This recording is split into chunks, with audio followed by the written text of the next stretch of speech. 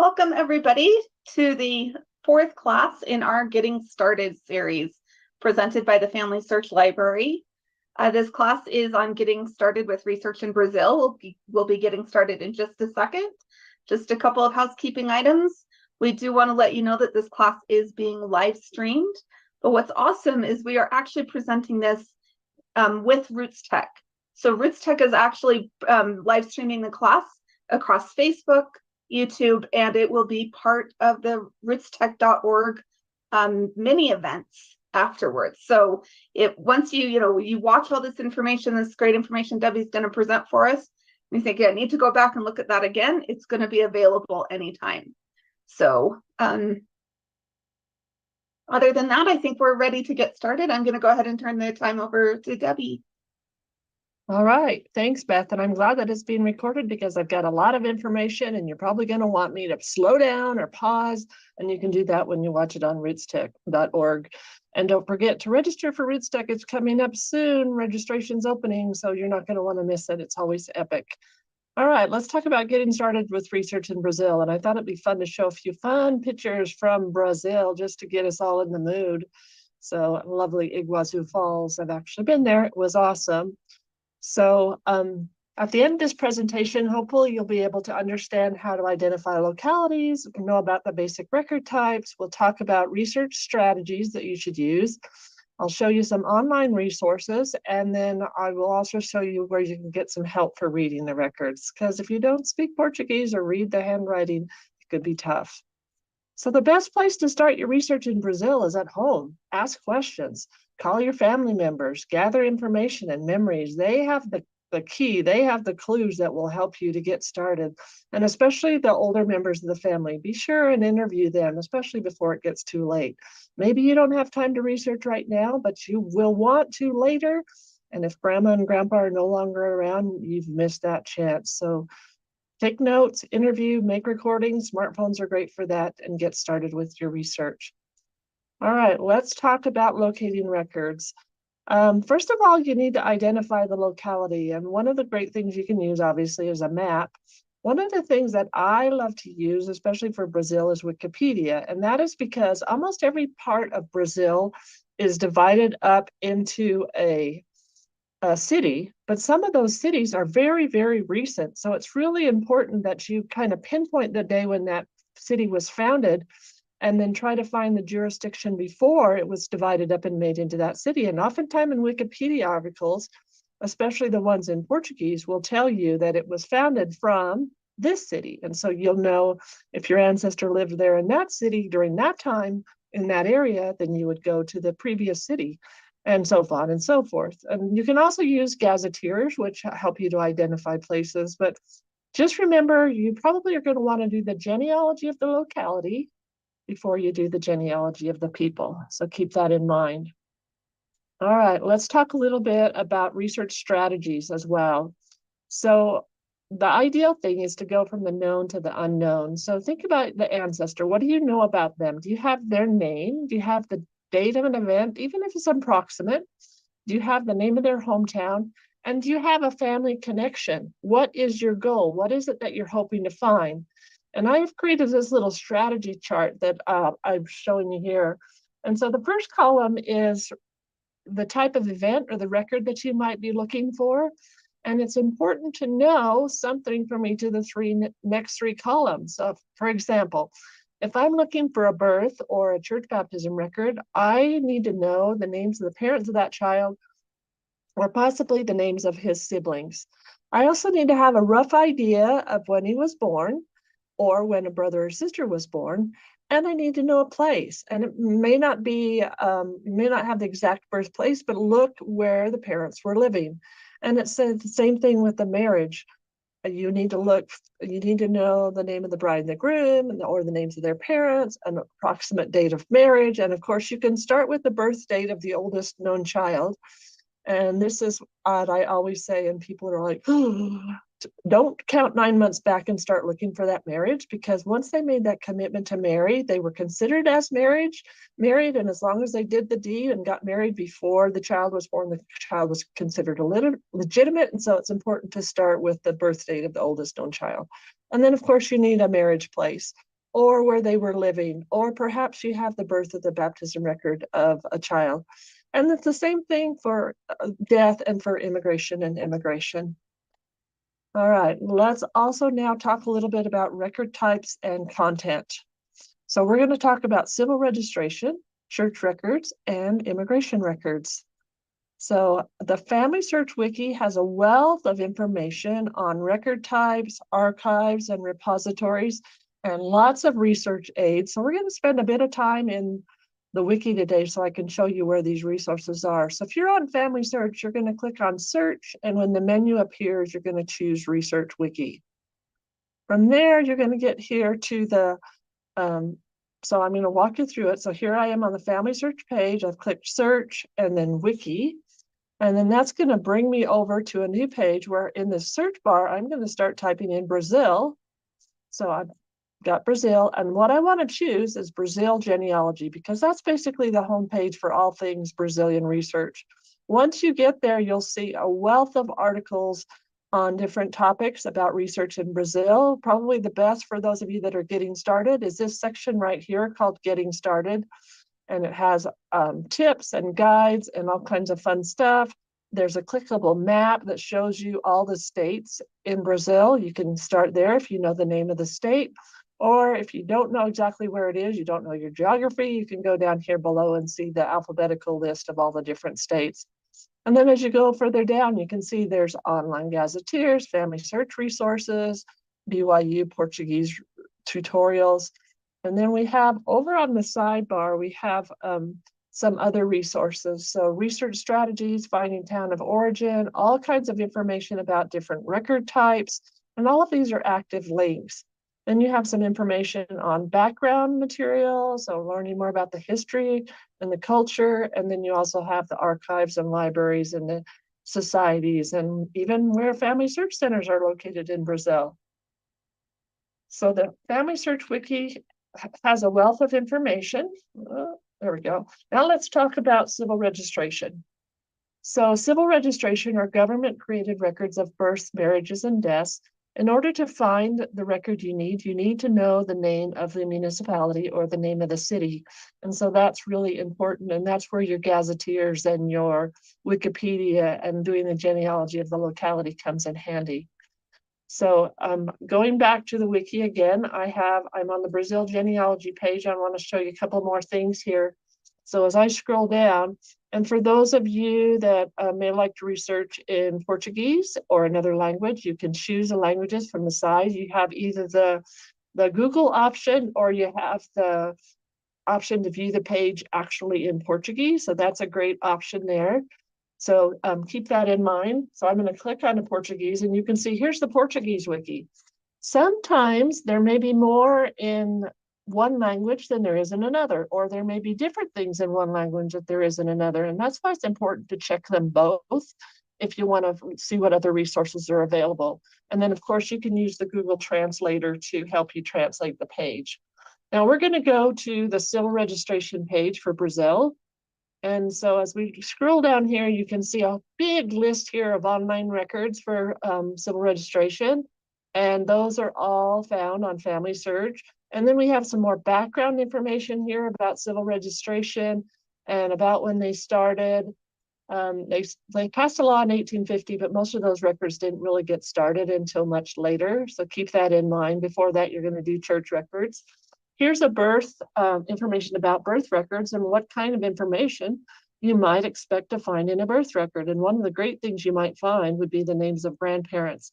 So let's take a look here at this letter. We have this record. We have all of this information broken out for you to see what is available. So we've got date, place of birth, gender, color, the name of the child, and whether he's legitimate or not. And usually the declarant is the father, but it could be the mother or a midwife. And then you've got the grandparents and the names of witnesses. So loads of good information in these. So don't just look at the index, read the record itself. The same thing for a marriage. This is the information that you might find in a marriage record, their ages, occupations, civil status, meaning were they widowed or married before.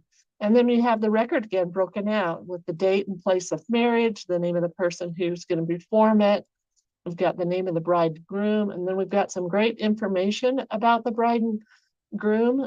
So for both of them, it has the son and daughter, followed by the names of the parents, and even oftentimes the birth date and where they're living. And then at the end, we have sometimes what the fiance will use as her name once she's married, because women can choose in Brazil what name they want to use. So in a death record, you'll find information about the deceased, and sometimes you'll find information about their parents, or sometimes you'll just find the information about the spouse or the name of a relative. I have even seen in some records the names of the children left behind. So that's important. Another reason why it's important to read it. So here you can see the different information that's found in the death record. And again, all of these are called out in that wiki page on Brazil civil registration. So you can see the name of the deceased and information about them, their place of birth, the names of their parents if they're known, the occupations, and the cemetery where they're buried. So, and then down here, as I mentioned before, sometimes in the observation section, you'll find the names of heirs that are left behind. So as you go further down, there's some information on how to locate the records, both on Family Search. And then as we go further down, there's some on how to request them from Brazil. So in the catalog on Family Search, they're going to be under Brazil, the name of the state, the name of the town, and then civil registration. Here's the information on how to order records out of Brazil for civil registration. So you can see there's some information that will help you if we don't have the record and you need to find it that way. And then there's some reading aids for helping you to read the records, and also some search strategies. You know, if you know this, look for this. And that's most of these strategies that are indicated here kind of coincide with the chart that I showed you earlier of what you need to know in order to find that record. All right, now let's go to Catholic Church records. Although maybe people didn't go to church every week, maybe they only went on Easter and Christmas, a good portion of the population were Catholic. There's a heavy German influence in the southern part of Brazil, so there's some Lutheran there as well, and you can actually find records in German there. So maybe some of those resources that Bärbel shared about reading German handwriting will come in handy if you have German Lutherans in Brazil. So the church records are baptisms, marriages, and burials. A baptism generally takes place shortly after the birth of the child, but sometimes it can take a year or two, especially as child mortality rates went down. Parents tended to wait a little bit longer. They usually have the names of the parents and where they're living. You have the baptism date in place, and they have the names of godparents. Occasionally, you also might find the names of grandparents and where the parents were married.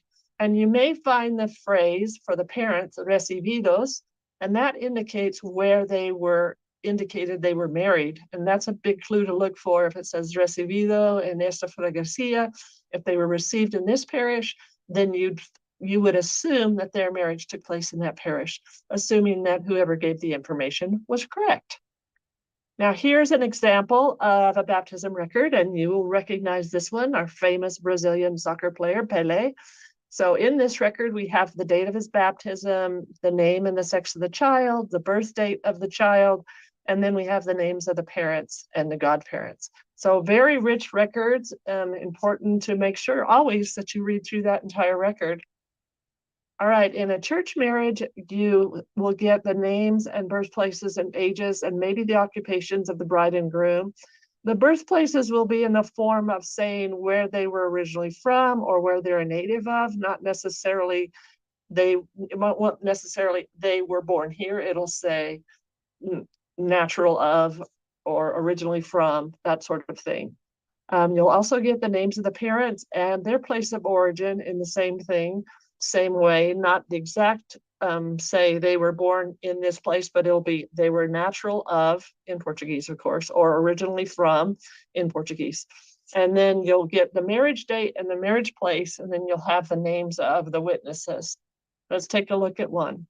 So here is a marriage record, and we start off, and these records are pretty formulaic. So if you struggle with reading the Portuguese right away, once you learn the pattern, you can kind of identify where the key information is, and you don't necessarily have to worry too much about the stuff that's That's not the key genealogical information. If it looks a little long, then you might want to look through it and see maybe the priest is trying to write something special there. But for the most part, you can follow the formula that's there. And usually it starts out with the date and place of marriage.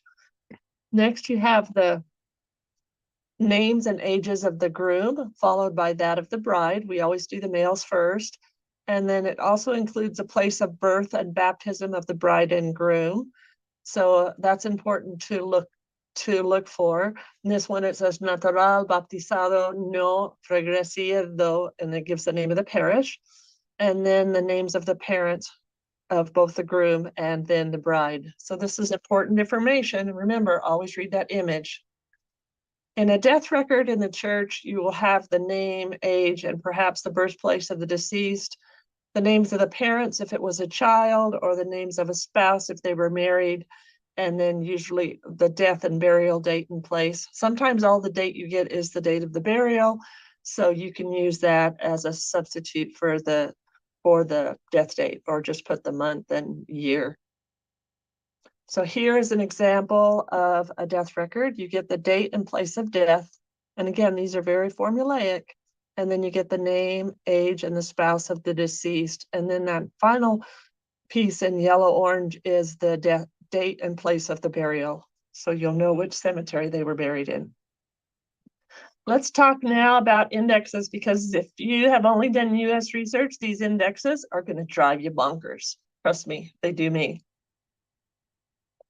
In a birth or a baptism record, the indexes are usually organized by the first name of the child.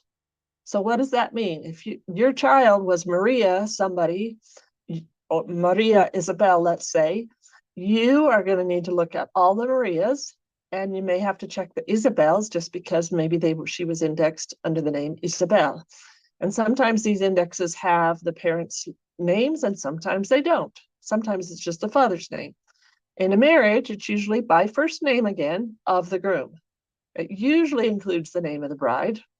And then just keep in mind, we have José and Jaume, very common names, and they may have used another name throughout their life, but when they were born or christened, they had José or Jaume as their first name.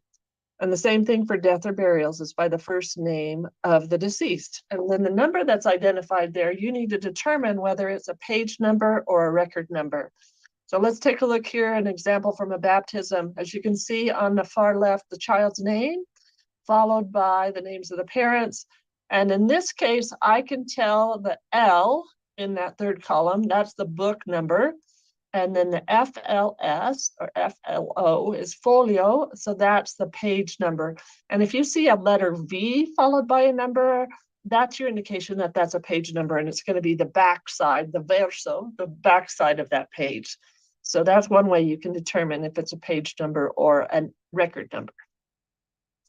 Now let's talk a little bit about immigration records, because like much of the Americas, we're countries of immigrants. So before you can start looking in the hometown for your immigrant ancestor who came to Brazil, you need to obviously know his name. You need to know the name, the exact name of his hometown. You can't just say Italy or Spain or Germany or Denmark or whatever it happens to be. You need to have the exact town. And you also need an approximate date for an event in that hometown, a birth or a marriage. And then a family connection. Why? Because once you jump into that hometown and you find your João Gomes, how are you going to know that's him unless you know, well, this was the name of his wife, or these are the names of his brothers and sisters, or this is the name of his parents. So it's a way to positively identify him. So when you do find him in his hometown, you can say, oh yeah, that's him. It's especially important when they have super common names. So we have to remember that everybody has a family connection. So it's important to know those family connections and research the full family if we're working on an immigrant. And we gave a class at the last Roots Tech series on immigration, and there's lots of great ideas on how you can track down immigrant ancestors. Now, strategies for immigrants: check every record in which the immigrant or his children or his brothers or sisters might appear. Consider the FAN club approach. FAN is Friends, Associates, and Neighbors, coined by Elizabeth Shown Mills. look at everyone that your ancestor is associated with, because immigrants often came in groups. And be sure and check sources at home too. There may be an old photograph or an old document somewhere that might give you a clue as to the hometown in the old country. So some of the records that would be helpful for immigrants in Brazil are passenger lists, registration list of those who are coming into the country, very similar to our Ellis Island, immigration cards, and then indexes of the hospedaje. This was like a clearinghouse where immigrants stayed for a little while before they moved on to wherever they were going. So there's some great sites. Again, Family Search Wiki, because the many Brazil state archives are putting these records online, and you need to know how to get to them. And we've put that information in the wiki. And just for fun, I thought I'd show you this immigration card. Yes, there's Mr. Walt Disney, who made a trip to Brazil, and it gives us a lot of good information. It gives us his birth date and place and the names of his parents and where he's living and when he arrived in Brazil in 1941. I think that's awesome. All right, let's talk about online resources for immigrants, because as I mentioned, the Family Search Wiki has some great stuff. There's also a site called Tombo.pt for those who came from Portugal, and then of course familysearch.org. So we're going to go back to the wiki now, and we're going to go from civil registration to the immigration site. So if I click on Brazil, I can go back to the Brazil main page, or I can go over here to the sidebar and choose immigration and immigration.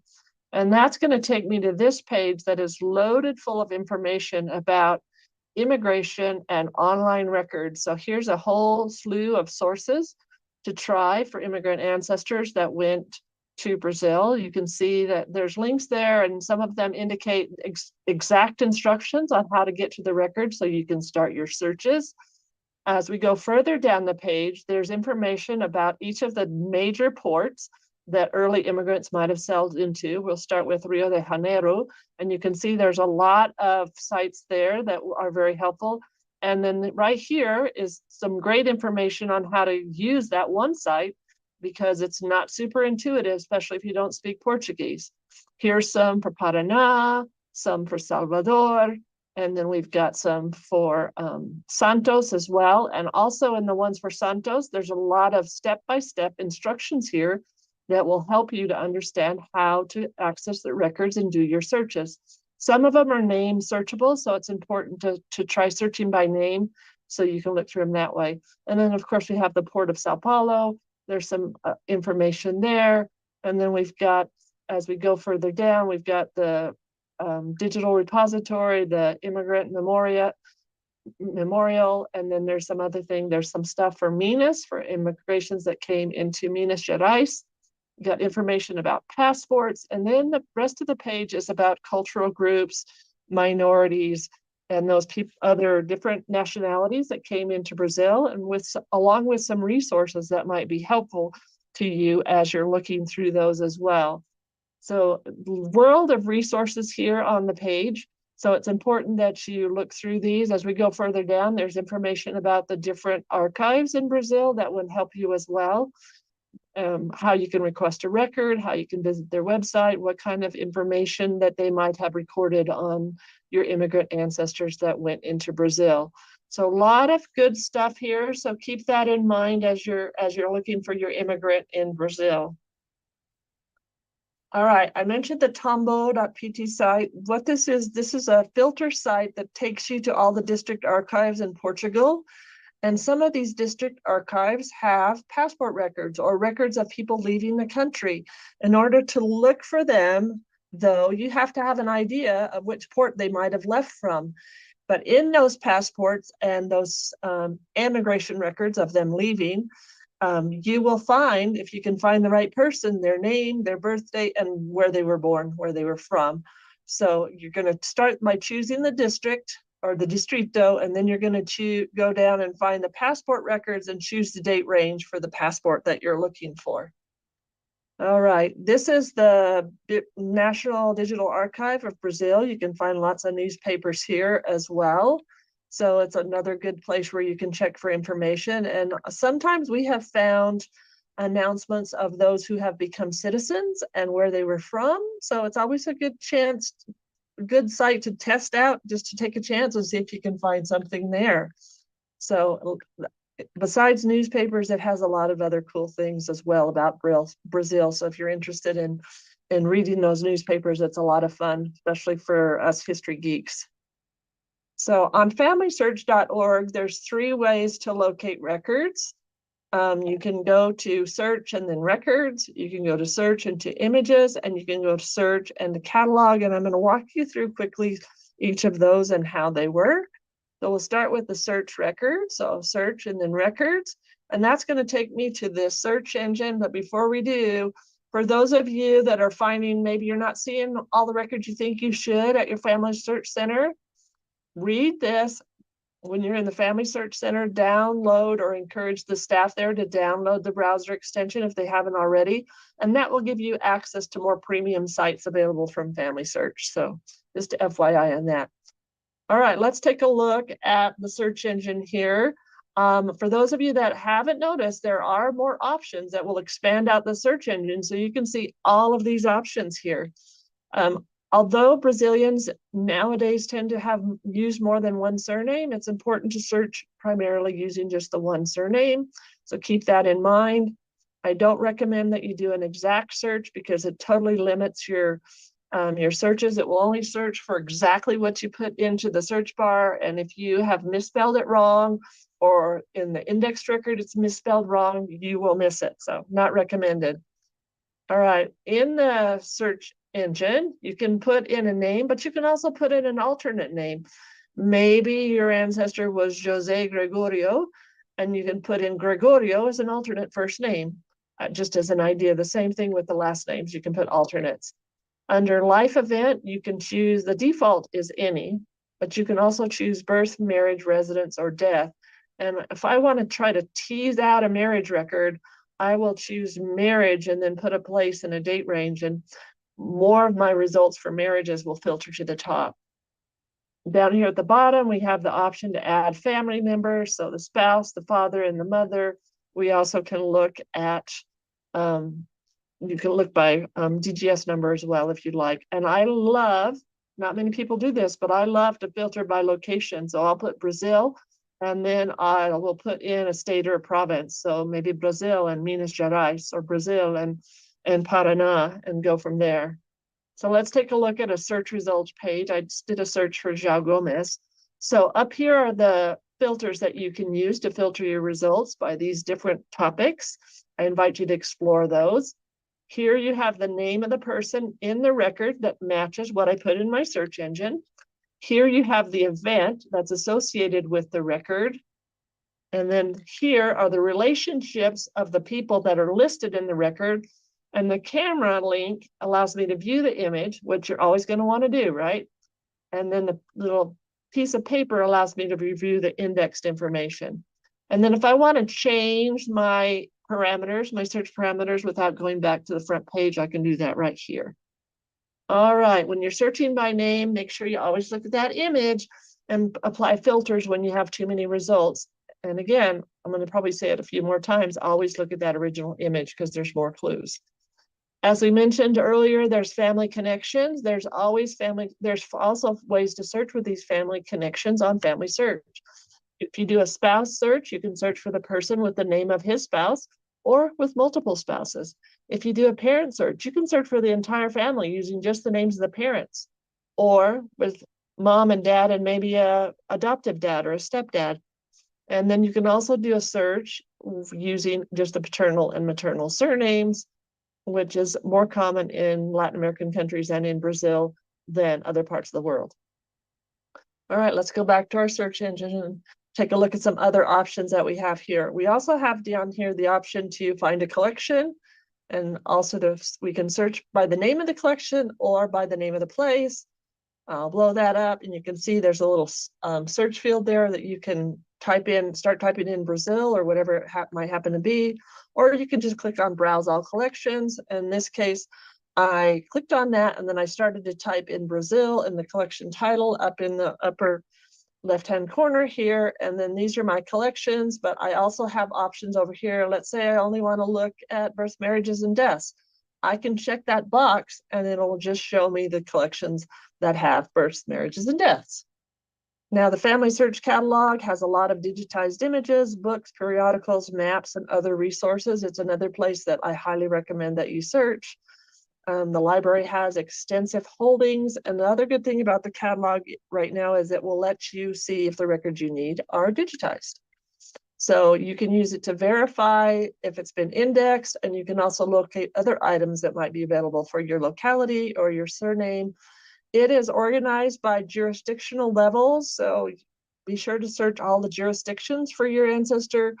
Some records are national, some are state, some may be by the city or the district. So keep that in mind. And then you can also use the option places within if you're not quite sure how to spell a place. All right, so ways that you can search: places, surnames, titles, author, subjects, keywords. Those are all great options, but you can also combine them. For example, I could do a keyword search for military records, let's say, and then I could do a place search, or I could do an author search and combine those together. So that's play around with it. The best way to learn how to use a website is to put it through its paces and try everything you can think of. All right, let's go to the catalog. So here I am on the home page, search, and then catalog. And that takes me, the other way I can do it is if I'm already on the search page, is to click on catalog up here in the little bar across the top. And this takes me to the catalog search page. Over here on the right, we have options to view other catalogs from other areas in case something we have doesn't go, you aren't able to access it from home. You can check local libraries and resources to see if it's there. WorldCat is great for that. We can search, those are your search options that I mentioned earlier. The default search is to search by place, but you can also search, if let's say you're looking at something and it has a call number or a film or a DGS number, you can search by that as well. You can choose where it might be available, any, online, or family search center. That is helpful, but I like to look at everything, so I just leave it at any, because that I want to see it all. So here I am in the catalog, and I said start to enter Paraná. The catalog is going to offer me some suggestions of places that I would like to look at, and so I just choose the one that matches the locality that I want. In this case, we're going to go to the state of Paraná, so I can show you a couple things. So after I've selected it, it fills in, and then I can click by search. Now you'll notice here that it says Brazil, Paraná. I don't have to type it in like that. I can just type in Paraná, and I can still find it just as easily. So don't let that throw you if you think that's exactly how you have to enter it in, because you don't. All right, here's my results, and these are all records or collections that are available for the entire state of Paraná in Brazil. Now, if I want to look at what smaller localities or smaller jurisdictions are available, I click on places within, and that brings up this list. And let's say I want to go to Curitiba, and so I click on that one, and now I have all of these records that are specific for the city of Curitiba. But there are also, as you can see, places within for Curitiba, so I could go see other localities as well. We won't do that now, but let's go look at church records. So if I click on church records, a field opens up, and it's much longer list than what I'm showing you right here, but I just wanted to get you a screenshot. Let's say I want to look here at the cathedral. It is the oldest church in the city, and so that's a good place to start if you don't know which parish the ancestor went to. And then I have the parish records, and I could click here because it says it's online, but wait, scroll down the page and take a look at the collections. So we have baptisms and more over here. If you click on the camera here, you can search the images in that collection, go page by page. If you click on the magnifying glass, that lets you know that some of that record or that collection has been indexed, and that would be a good place to start. Click on the magnifying glass, and some search engines are going to pop open, and you can search by name. Now, what do these icons in the catalog mean? Well, the magnifying glass icon, as I mentioned, tells you that at least one record from this collection has been indexed. And if I click on that magnifying glass, I can search by name. The camera icon is to browse through the images. The one with the key that we all hate means they're viewable, but they may have some additional restrictions. Sometimes those are lifted simply by logging in. Other times you may need to be in a family search center or meet some other specific criteria that have been outlined in the contract with Family Search to allow us to have the records. It's not us being mean, it's the archive or the repository that allowed us to have the records, but they impose the restrictions. And then if you see the microfilm roll icon, yes, everything in the Granite Mountain Record Vault has been digitized, but it may be that this record is not available online because it was filmed 50 years ago, and who had heard of the internet then? And so we've had to go back. We need to go back and renegotiate the ability to show those online. All right, let's go back to our notes here. I want to show you something else. You'll notice that some of these have a big number and then it says item. An item number is like a chapter in a book, so make sure you note that item number before you jump into the image viewer. So here's a few examples here. So I will show you what that looks like. This is the catalog image viewer, and as you go through, you will see these black boxes, and that's where you can tell where one item begins and another one has ended. So keep that in mind. So a little look at the image viewer. You can use these buttons to enlarge or reduce, view one image, view in full screen. You can browse the images using these arrows or by putting in a number. And then there's some tools over here you can use as well. When you're actually viewing an image, you have at the bottom an index if it's available for that particular image, and you can see what's been indexed from that page. And then you also have an information about the collection. And then if you click on that and scroll down, there's an option to copy the citation when it's available. So another place you're going to want to look is Family Search Images, because a lot of the newly digitized images go there first before they ever make it to the catalog. And right now our catalog is frozen because we're getting ready to roll out a new one. So you may find things in images that you won't find anywhere else. It's not a place to search by name, but it's a place to browse images. And again, the same restrictions apply. So when you go to images, you're going to enter a place to begin. And in this case, I put in Aguas Belas. And as I start to type it in, I have to choose the one I want. I want this one in Pernambuco. And then I have an image viewer here as well. And it's got some different things that you can see. There's where you can do the numbers. Here's some options to advance. And then there's also some tools here that I will show you. So this is to do the thumbnail or the grid view, to download, to adjust the images for brightness and contrast, and to magnify or reduce the image. So just like the catalog viewer, you need to double click on an image to be able to view it, because when it first comes up, it'll be a bunch of little thumbnails. So when you're using these image collections, be sure and look through any indexes first, if there are any, and you can tell because their pages look a little bit different. Just keep in mind that the page number in the index is rarely going to match the image number. So if you see one of those index pages like I showed you earlier and it says 14V, it's not going to be image 14V. It's going to be page 14 within the image that you're going to have to find in that particular book. Always begin with the date of the event. The first day they can record a birth is the day the child was born, and the marriage and death, and then work forward to the present, or if they're not there, work backwards in case you might be off for a few years. So keep that in mind.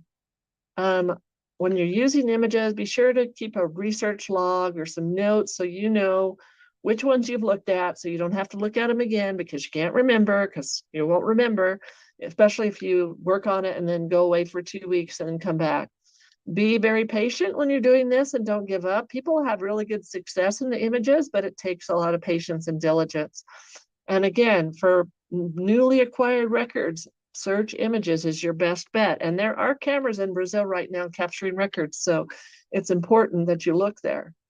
Now, aids for reading the records, the Family Search Help and Learning, and the wiki has a Portuguese genealogical word list. In Family Search Help and Learning, you can find some classes on reading handwriting, and there's some articles as well. So if you click on the question mark on the upper right-hand corner of any Family Search page, then you can go to Help and Learning. And then once you're there, a search engine is going to pop open, and then you can enter in there what exactly it is that you're looking for. and hopefully you can find the things that you need to help you to do your Portuguese research, read the records. There's also available on the wiki, the Portuguese genealogical word list. And then over in the right sidebar, you can see lots of good information on different helps for reading the handwriting. And we also have a downloadable word list.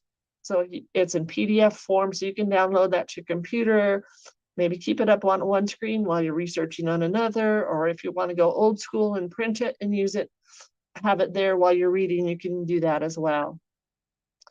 BYU, Brigham Young University, has a script site that has language tutorials, word lists, and sample documents that are also very helpful. And the big key here is practice, practice, practice.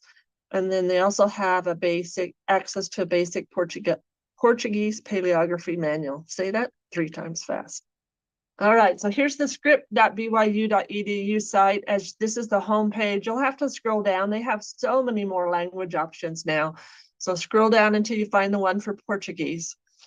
All right, we made it. So how did we do? How are you feeling? Do you know what you need to do to locate an ancestor? We're going to start with Google, or we're going to start with Wikipedia, or we're going to start with catalog, right? Maybe a gazetteer. We know the basic record types, church records, civil registration for more recent stuff, immigration records. We talked a little bit about those as well. We talked about research strategies. You know, what information do I need to know in order to be successful to look for a birth record, or a marriage record, or a death record, or for an immigrant? Remember that chart that I showed you? You need to know that. Also, where can you find the online resources? A Family Search Wiki has a wealth of information, and anytime we find new resources here in the library, guess where we put them? In the wiki. So that's important. So it's important to know the wiki for no matter where you're researching, because we try to keep that loaded with all kinds of good resources. Now, as you're thinking about it, if you want to put it in the chat, I know we went through it kind of quickly, but name one resource you can use to help you read a record. What do you think? I would put script.byu.edu or the wiki. Those are both excellent resources that we can use. So, all right. Obrigada. I'm now ready for questions or preguntas, as the case may be. I'm going to stop sharing so I can turn on my camera. Wow, Debbie, what an awesome presentation. So thorough and so much great information. I haven't, I don't know if anybody's got any questions, if you want to share them in the chat on Zoom, or if you want to share them. I know Brandon's been out answering questions throughout on some of our other platforms on YouTube and Facebook. So other than that, I haven't seen any questions. So let me know if we've got anything else we need to address. Okay, well, thank you, Brandon, for helping us out. And I'm going to put in another plug for Roots Tech. It's going to be coming up.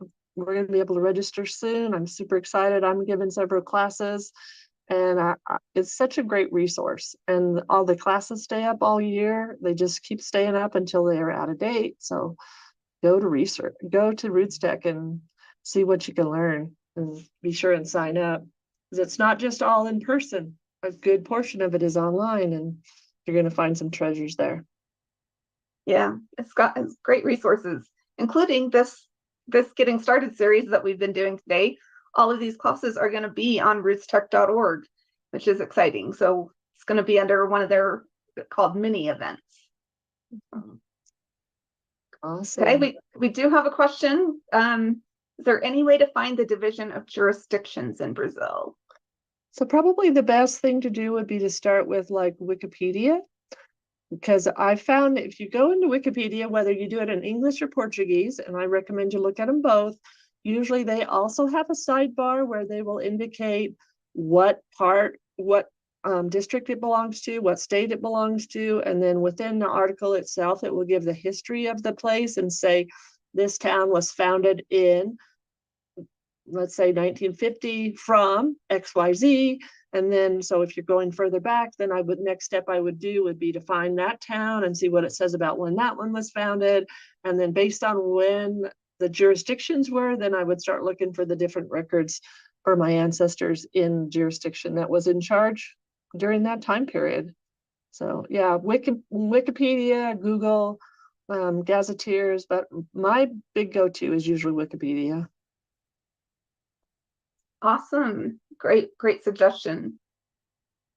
I don't see any other questions, so I guess we'll go ahead and end 1 minute early, which is awesome. So thanks Wow. yeah, you've got the speed talking down. Thanks again for joining us for today's presentation on getting started with research in Brazil, presented by Debbie Gertler. This is are we up to 4 presentations from our Getting Started series. We will be getting started again in just about 15 minutes with our next presentation that's getting started with research in the United States. And that's actually a class I'm going to present. My name's Beth. I don't even know if I introduced myself. But thanks again for joining us, and take a good 15-minute break and walk around and loosen things up, and we'll come back and talk about our next country. So thanks again, Debbie, and thanks again for joining us. Thanks, everyone.